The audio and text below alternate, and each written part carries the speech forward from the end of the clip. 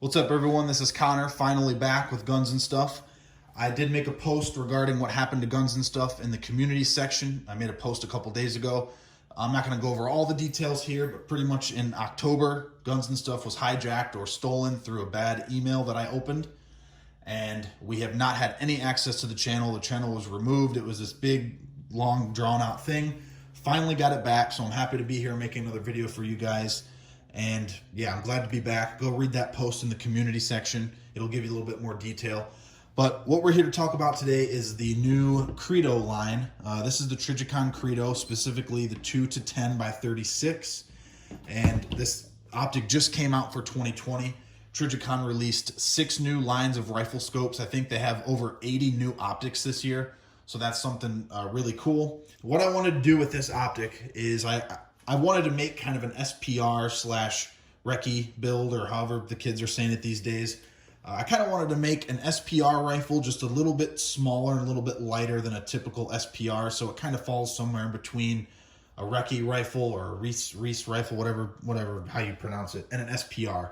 So I kind of built this rifle from the ground up. I was looking for a 2-10 power optic, 3-15, somewhere in there. I wanted first focal plane. I wanted not too big, not too heavy, and actually I walked in my local gun store and they had this on the shelf, and I looked at it and I ended up buying it. So this is the Trijicon Credo 2-10x36, and as you can see, it's painted, but I promise you that's what it is.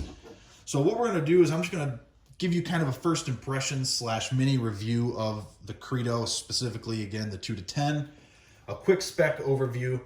These run, money-wise, these run anywhere I've seen online from $940 to $1,059, so around $1,000. I got this for $1,000, and that's a lot for an optic. When it comes to optics, I don't think you can cheap out. Buy once, cry once. That's what I always say.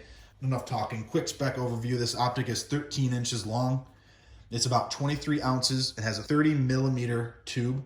Regarding field of view, at 2 power, you have 9.53 degrees of field of view, and all the way up to 10 power, you have 1.9 degrees of field of view. This is a first focal plane optic, so when you zoom in, the reticle gets larger, so your subtensions and all that stuff are the same no matter what power you're on. So this is a MILRAD, not an MOA. This is the first time I've tried a MILRAD optic. It has 26.2 MRAD of total windage and elevation. And on the MOA version, it has 90 MOA of total windage and elevation. As you can see, I have painted the optic here, but it comes in a kind of a flat black. It's not shiny at all, so that's definitely something that's good on a I guess tactical rifle or something like that. I don't want anything shiny or sticking out. It is battery powered. It's powered by a 2032 battery, and that goes right in here. You just unscrew this, and then that's the housing for your battery, and the battery life is about 68 hours. So that's a nice touch. The Trijicon AccuPower that I had before this was only, I think, 24 hours of battery life, so definitely an improvement there. It's made of 6061 aircraft grade aluminum, for what that's worth. So definitely some cool features here. If you want to know more about the optic in depth, definitely go to Trijicon's website and check it out. So I've had this rifle and this optic as a combo for about a month and a half now. I wanted to build up, like I said earlier, kind of an SPR/Recce rifle. More accurized M4 is kind of how I look at it. So I have 427 rounds through this combo here. I really like the optic. I'm going to talk about a few things that I like about it. The things that I like definitely outweigh the things I don't like, but there are a couple things that I don't really care for as of now. A couple things that I like about it. I definitely like the weight and size for this type of rifle. I didn't want to get something too heavy, but I definitely wanted more power than a variable 1-6 or like a 1-8 or something like that. So the 2-10 is kind of where I wanted it. And as you can see, it's big, but it's not huge. This whole rifle loaded with the bipod suppressor, sling, everything is 11.8 pounds. So that's a little bit on the heavier side, but for what I'm going for, I don't mind it. I really like the glass clarity. This is something that you have to go to your local store, see if they have one of these, and kind of look through it yourself, because, you know, me talking about it or footage through a phone, it just doesn't do it justice. But I have had no problems with the glass clarity. I mean, I'm not a huge rifle optic glass snob, but looking through this, I don't notice any weird colors or anything crazy like that. I definitely like the reticle. So coming from the Trijicon AccuPower, the 1-8, I liked the reticle, but right in the middle, the middle crosshair got really thick and really big.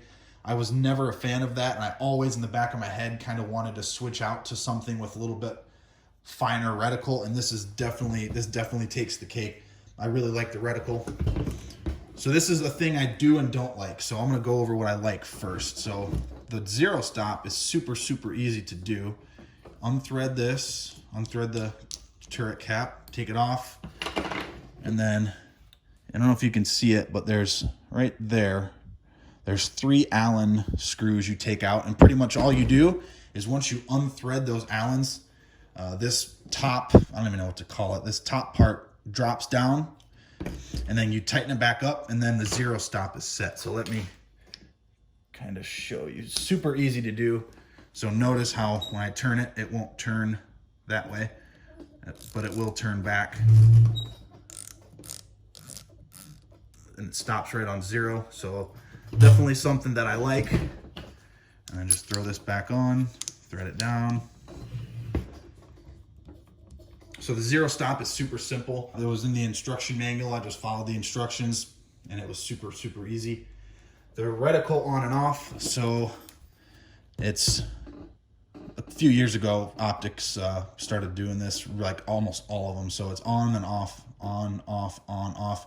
So you don't have to go all the way through to get it on and off. It's just on and then off. I like that feature. Something that, again, is not a big deal, but it's something I appreciate that they did.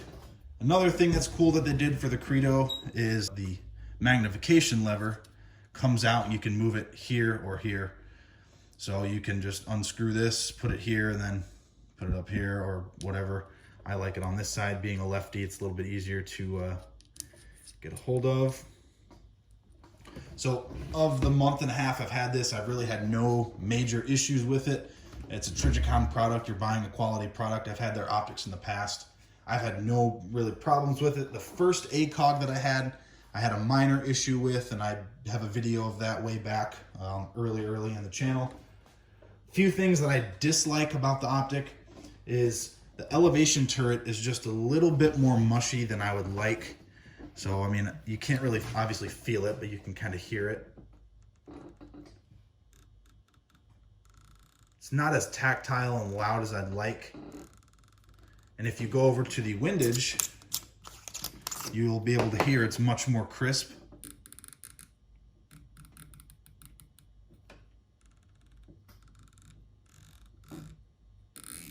So you can hear how the windage is much more tactile. It's much more positive when I turn it versus the elevation. There's no parallax adjustment on this optic, so I don't really mind that. Some people probably will. For $1,000, that's something that is definitely missing from the optic. The capped windage, this is another thing. It's not a big deal because you can just take this off and you can literally just toss this away, and then your windage is here. If it would have come uncapped, I would have liked that better. This is just a minor gripe on my part. Another thing I want to talk about is the eye box on this. It's not bad. I don't want to make this a big deal, but it's a little bit tighter than what I'm used to, a little bit tighter than what I like.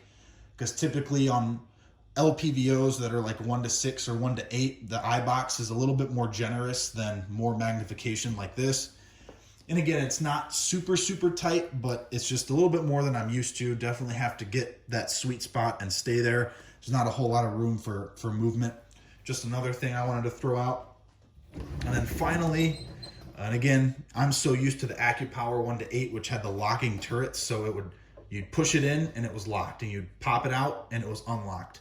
So with this, since they don't lock, if you want to unthread the cap to set 0, you have to hold the actual turret while you do that. And you can even see how it turned there. So if I try to turn it, the reticle turns with it. So you got to hold the actual turret. Comes out. If you guys see what I mean. So once you get zeroed, ideally you shouldn't have to mess with it, but I guess I got used to the the locking turrets on the AccuPower, and I took them for granted. I definitely like that. So yeah, guys, hopefully this kind of gives you an idea of the new Credo. And again, if you want more information on their new lines, just go to Trijicon's website. Just kind of a quick impression or mini review of this optic. Definitely am glad I went with it. I love the reticle. That's probably the main thing. The reticle and the glass clarity is definitely something that I appreciate. Really, really dig the reticle. The first focal plane is nice. Yeah, guys, I don't know if there's anything else I missed. Please go ahead and discuss in the comments if you have any experience with this optic or if you have any questions. Just let me know and I'll do my best to get back to you and kind of answer those questions. But the Trijicon Credo 2-10x36, just quick impressions. Hope you guys enjoyed the video. Thanks for watching.